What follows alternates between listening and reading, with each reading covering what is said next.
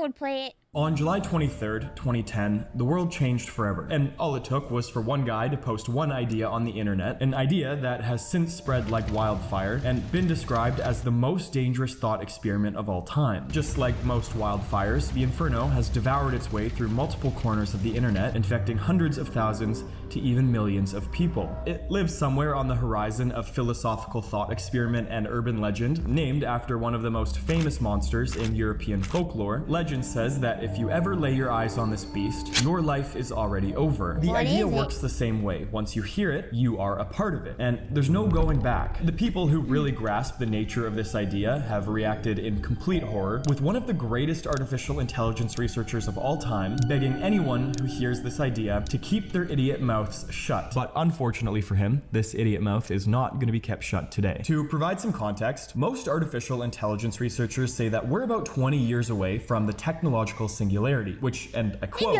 is a technological change so rapid and profound it represents a rupture in the fabric of human history, meaning artificial intelligence has gotten so advanced that it no longer needs human input and can update and upgrade itself at speeds that we can't even comprehend, leading to an artificial superintelligence. If you've seen any of the AI advancements in the past 1 or 2 years and just how genuinely insane they've been, imagine what that will look like in 20. But for argument's sake, let's say that it's bad, like really bad, and in the future we have an artificial superintelligence millions of times smarter than we are, in control of every piece of technology on this planet, and it's not very nice. So it splits humanity into two groups, the haves and the have-nots. The have-nots are sentenced to a lifelong punishment that is so cruel our human brains can't even comprehend it, and the haves, who are treated much better but still enslaved to this artificial god. And the way that it determines who is in what group is, did they support its creation? Like I said, this is not a nice AI, and any action not directly related to the support of its birth, including no action at all, would be viewed as an act against it. The superintelligence has access to an infinite amount of information, including information released before its birth and who had access to it, which includes Rocco's basilisk, the name of this thought experiment. And once you've heard about this potential superintelligence, you have three options.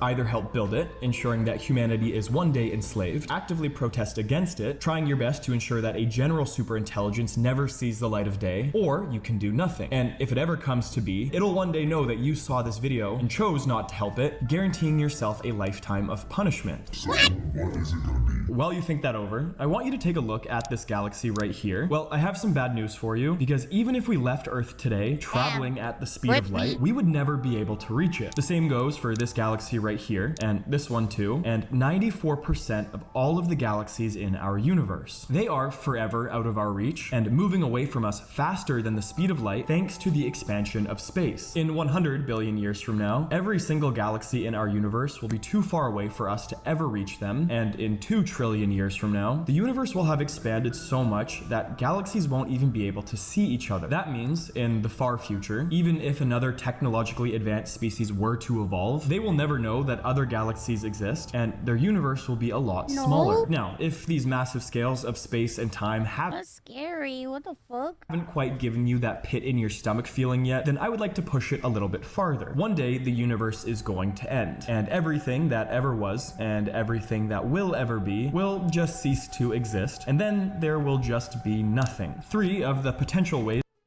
Bro, I hate this shit. I hate this shit. This was me having an existential crisis yesterday in my bed all by myself. That this could happen is directly related to the expansion of space. So I'll start with the most pleasant and work my way down. Option 1 is called the heat death of the universe, where space continues to expand for billions and trillions of more years, slowly pushing all of the stars and galaxies away from one another until the universe is too. I was medicated and I was playing Hello Kitty Island Adventures.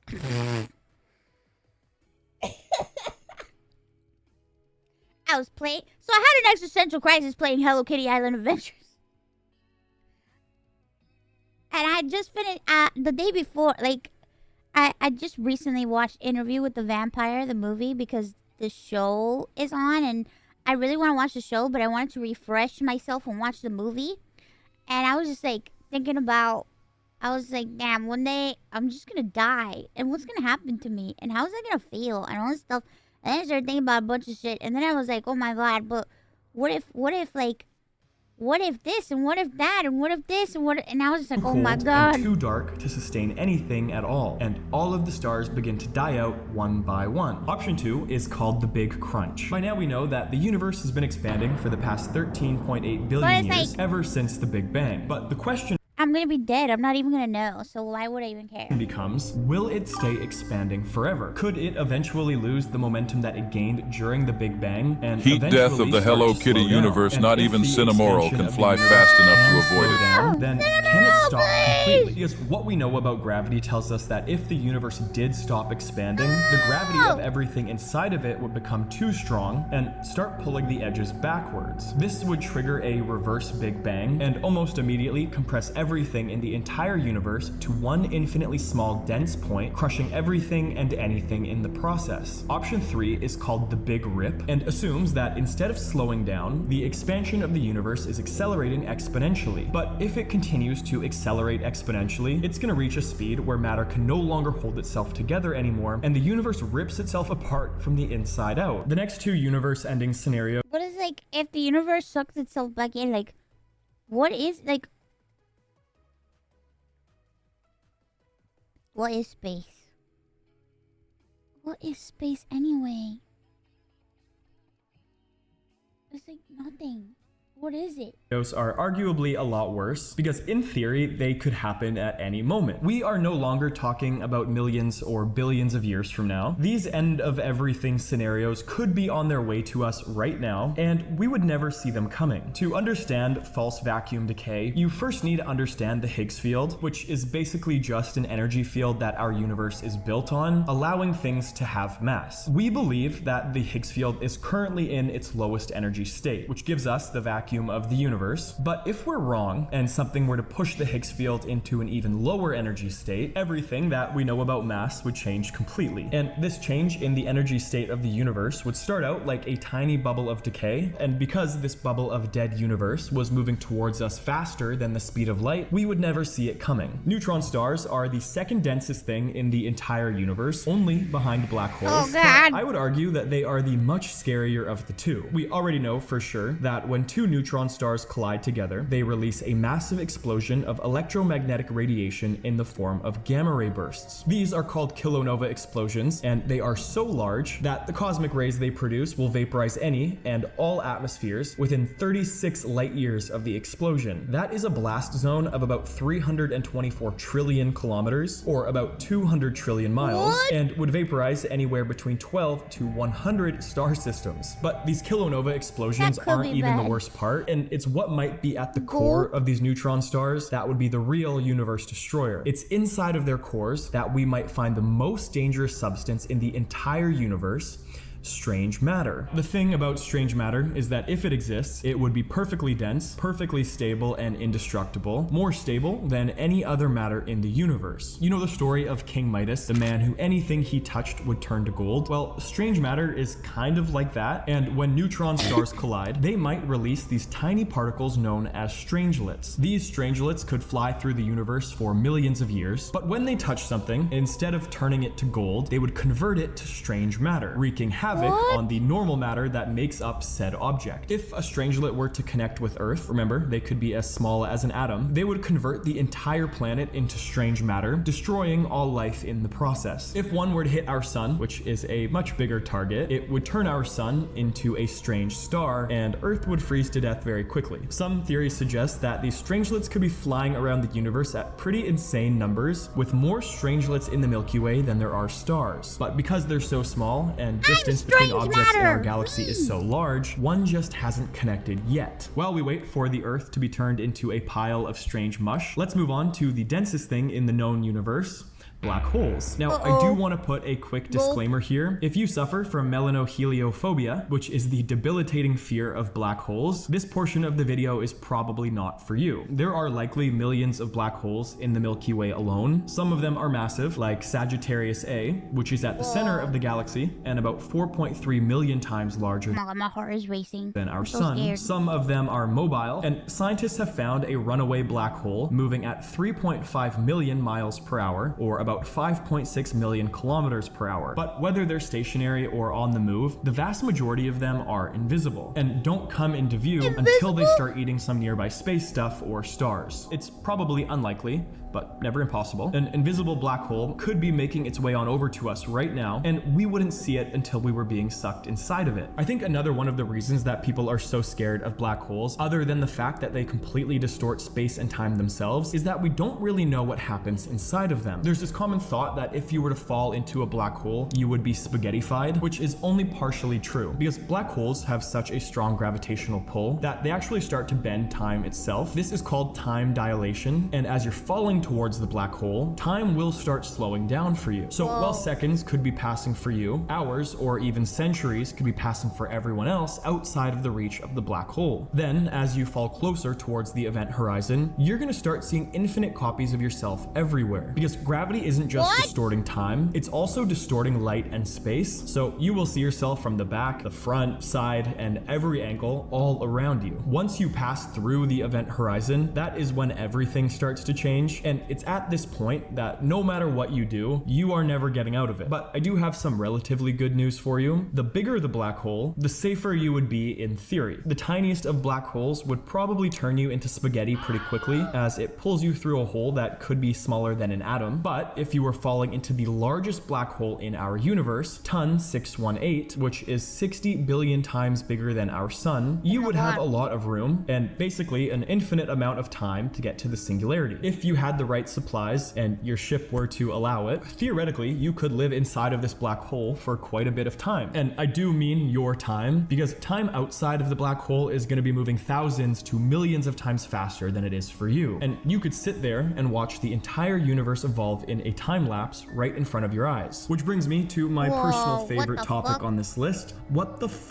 is time? And I'm here to tell you that nobody has a clue. For a very long time, we thought that time was absolute, meaning that ever since the Big Bang, the entire universe was operating at the same point in time. Think of it like one universal now, where everything within the confines of the universe shares the same present moment. But that is in fact not the case, and there is no such thing as a universal now. Let's take a look at black holes, for example. If you've seen the movie Interstellar, I'm sure you remember the scene from Miller's Planet, where because of its proximity to a black hole, 60 minutes on the planet is equivalent to 7 years back on Earth. My favorite thing about this is they actually did the math for it and it checks out, so think about that for a second. For person A, 60 minutes has passed, but for person B, 3,679,200 minutes have passed. So whose minutes were more real? Time can also be affected by speed, with one of the most famous examples being the twins. If you have a pair of twins who are both 20 years old, and you sent one of them to the star Sirius at 99% the speed of light and then back again, upon their return, the twin who stayed on Earth would be 37 years old, and the twin who was traveling would be 22 years old. These two people, who were born on the exact same day, only minutes apart from each other, now have an age gap of 15 years. This isn't a case of one twin aging faster than the other one. This is a case of two twins simultaneously moving through time at different speeds. Theoretically, that means you could have two events happening at the same time in the universe for one person, and those two events be separated by years for another. Or, in someone's time, person A could still be alive, but in someone else's time, person A could have passed away years ago. So, is person A still alive or not? This is why you might hear people say that time is an illusion, because while time is psychologically real, that doesn't necessarily mean that it is fundamentally real. So, let's take a quick look at the arrow of time, which is the way that we humans experience the passing of time from your birth to your death. For all all we know, the way that we experience time might just be a way for our consciousness to process rhythmic phenomenon, heartbeats, planetary rotations, solar rotations, the swinging of pendulums, the ticking of clocks. Every single moment that you have ever lived and every single moment that you will ever live could all be happening right now. And the only way for your consciousness to process all of it is to move through it one beat at a time. Which brings us to the block universe, where you have to imagine the universe shaped like a 4-dimensional cube with 3 dimensions of space and 1 complete dimension of time. You have the Big Bang at one end of the cube and the end of the universe at the other, and every single event that happens in between all exists within the cube. Just like how you could find a coordinate in space on this cube, you could also find a coordinate in time. If the universe formed as one complete entity right from the moment of the Big Bang, then your life, your birth, your death, this moment right here has all existed and will continue to exist forever. But if that's the case, then the only reason that we experience time the way that we do is nothing more than the second law of thermodynamics, that all things must move towards disorder. This is why an egg can never be uncracked, or toast can never be unburnt, or a leaf can never fall back up to a tree. It's not that time is passing, because time doesn't pass, it's already complete, but the conscious brain can only process the universe in the same direction as disorder. This too has some pretty large implications, because one of the fundamental beliefs that we humans have about ourselves is the power of free will. And living inside of a universe where everything that will ever happen has already happened kind of contradicts the point. Saul Smolansky, a professor who has spent his entire life studying the notion of free will, put out a disclosure to psychologically vulnerable people saying they should probably skip this discussion entirely. So if that's you, I will give you the same warning. Because, and I quote, "On the deepest level, if people really understood what's going on, and I don't think I've fully internalized the implications myself, even after all of these years, it's just too frightening and difficult." Think about it like this: whether time is fixed or not, one of the fundamental laws of our universe is the law of cause and effect. For there to be any cause, there first has to be an effect, or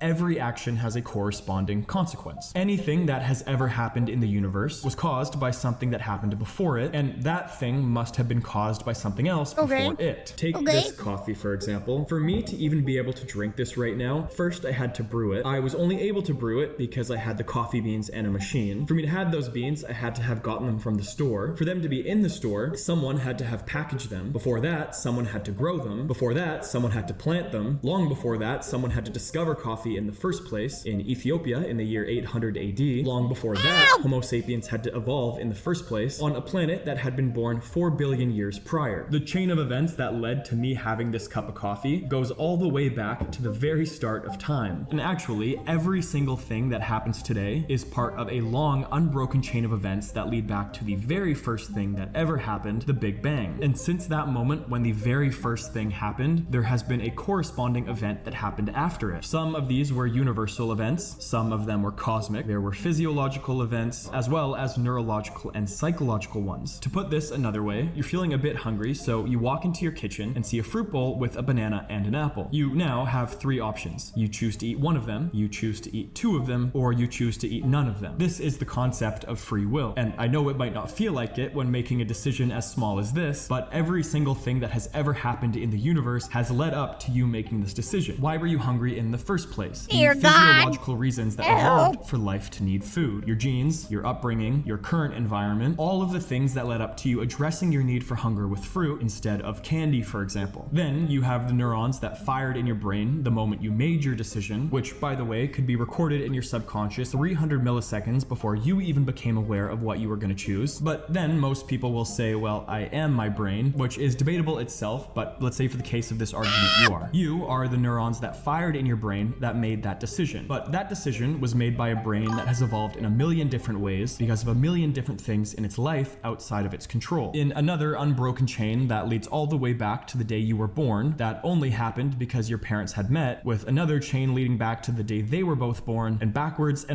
until the start of everything. The illusion of free will is the choice between the banana and the apple, but every the real choice, the one where you have complete control, would be outside of that chain. To be fully in control of any decision, you would have to be in control of the entire universe, which we both know is not possible. But once again, if time is fixed, you were always going to make that choice anyway.